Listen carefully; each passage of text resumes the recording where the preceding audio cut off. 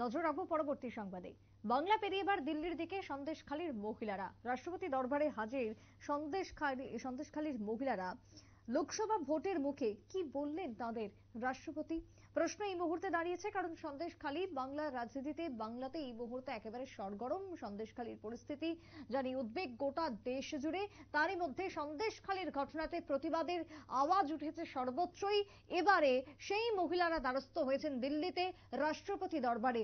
রাষ্ট্রপতির কি বক্তব্য এই সন্দেশখালীর মহিলাদের প্রতি? কথা বলবো আমাদের প্রতিনিধি অঙ্কিতা বর্ধন জুড়ে গেছে টেলিফোন লাইনে। অঙ্কিতা, রাষ্ট্রপতির সঙ্গে কি দেখা হয়েছে সন্দেশখালীর মহিলাদের?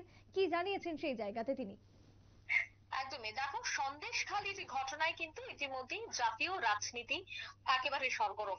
আর ইতিমধ্যেই দিল্লি থেকে প্রায় 5 জন মহিলা তারা কিন্তু এবার দিল্লির উদ্দেশ্যে আজ সকালে পৌঁছে গেছেন।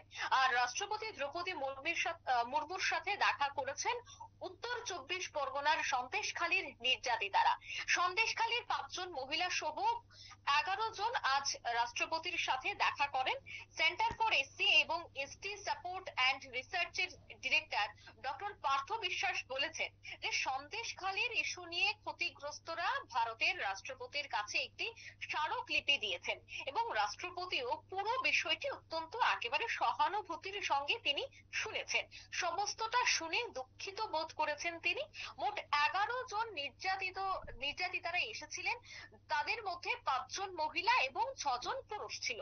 দেখো, চলতি বছরের 5ই জানুয়ারি থেকে উত্তপ্ত হয়ে রয়েছে উত্তর 24 পরগনা জেলার সন্দেশখালী।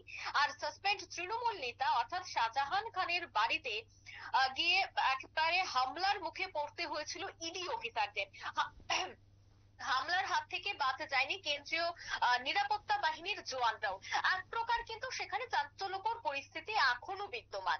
আর সেক্ষেত্রে এই হামলার ঘটনায় 3 ইডি অফিসারও কিন্তু গুরুতর আহত এবং পরবর্তী সময়ে শাহজাহানের বিরুদ্ধেও পথে নামতে দেখা গেছিল সন্দেশখালীর বাসিন্দাদের। তাদের মধ্যে অধিকাংশ রয়েছে মহিলারা। আর শাহজাহান ও তাদের যে ঘনিষ্ঠ, সেই ঘনিষ্ঠদের বিরুদ্ধেই এবার মহিলাদের উপর নির্যাতন ও জমি দখলের যে অভিযোগ, সেই অভিযোগটা কিন্তু এবার রীতিমতো উঠতে শুরু করেছে।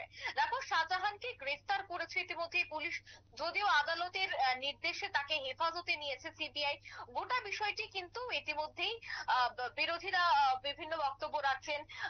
দেখা যাচ্ছে যে বিজেপি একাধিক বক্তব্য রাখছেন। ইতিমধ্যে ইডি তাদের মতো করে চার্জশিট দাখিল করছে।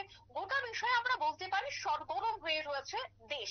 তারই মধ্যে আজ যখন সন্দেশখালীর মহিলারা রাষ্ট্রপতির সাথে দেখা করবেন, সেই খবর ছড়িয়ে পড়তেই কিন্তু বাংলাতেও এক প্রকার আমরা বলতে পারি চাঞ্চল্য ছড়িয়ে পড়ে। কিন্তু ইতিমধ্যেই আমরা খবর পেয়েছি যে রাষ্ট্রপতির সাথে তারা দেখা করেছেন এবং রাষ্ট্রপতিও একেবারে সহানুভূতির সঙ্গে গোটা ঘটনাটি তিনি শুনেছেন এবং তিনি বলছেন যে এই খবর বা এই ঘটনা শোনার পর তিনি অত্যন্ত দুঃখিত, তিনি দুঃখিত বোধ করছেন এবং আগামীতে কি করা যায় সেই বিষয় নিয়ে এবার ভাববে ইন্ডিয়ান গভর্নমেন্ট। এমনটাই কিন্তু ইতিমধ্যে দ্রৌপদী মুর্মু জানিয়ে দিয়েছে বলে জানাচ্ছেন centre for SC ST support and রিসার্চের যিনি ডিরেক্টর রয়েছেন ডক্টর পার্থ বিশ্বাস। তিনি কিন্তু সংবাদ মাধ্যমের মুখোমুখি হয়ে এই কথাটি জানিয়ে দিয়েছেন।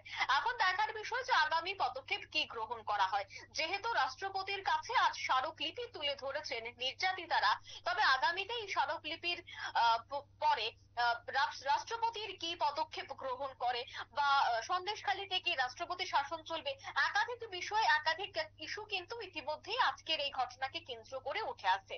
এখন সময় কথা বলবে যে রাষ্ট্রপতি আগামীতে কি ধরনের পদক্ষেপ গ্রহণ করে। সুপ্রীতি, একেবারে অনেক ধন্যবাদ অঙ্কিতা তোমায়। অর্থাৎ সন্দেশখালীর যে মহিলারা তারা বিচারের দাবিতে এই মুহূর্তে সহায়তা চেয়েছেন, এক প্রকার বলা যায় যে হাজির হয়েছেন রাষ্ট্রপতি দরবারে। দ্রৌপদী মুর্মুর কাছে তারা দেখা করেছেন এবং সেই জায়গাতে তাদেরকে আশ্বাস দেওয়া হয়েছে ঘটনায় তারা প্রত্যেকেই এবং গোটা দেশ সংবেদনশীল, গোটা দেশ উদ্বিগ্ন, এমনটাই রাষ্ট্রপতি দ্রৌপদী মুর্মু জানিয়েছেন এবং তাদের পাশে রয়েছে সরকার, সেই আশা উঠে এসেছে রাষ্ট্রপতি দরবার থেকে। ছোট একটা বিরতির পর ফিরছি, সঙ্গে থাকুন।